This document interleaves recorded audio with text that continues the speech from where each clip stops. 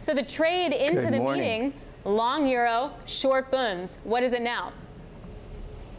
Well, I think as we think about the European situation, it's much more complicated than here in the U.S., given how big the bond program has been versus the size of that market.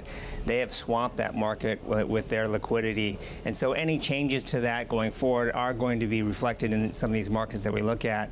I think what's happening, and it's very interesting to see that global growth is turning over a bit in Europe, and the numbers have gotten softer at the same time that we've got an announcement finally that they're going to get out of the market.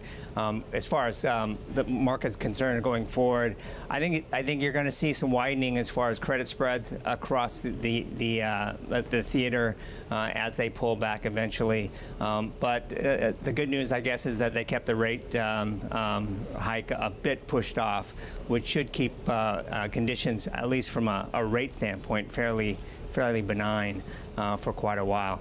Mark, would they have announced what they've announced if they had real concerns about sort of a turning over in the rate of growth over in Europe? I think you're right about that, David. The numbers are turning over from a very high point, right?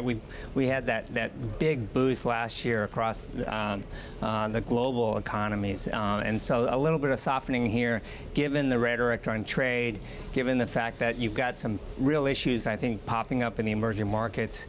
Kind of makes some sense to us to see some of that softening, but it's not something that's at the alarm stage at this point, where you'd see them maybe reverse some of the decisions that they made. But I think it's the end of the bond buying program is actually a good thing for markets in the long run. You got to remember that they have really manipulated the rate market in Europe and the currency market by being such a big player.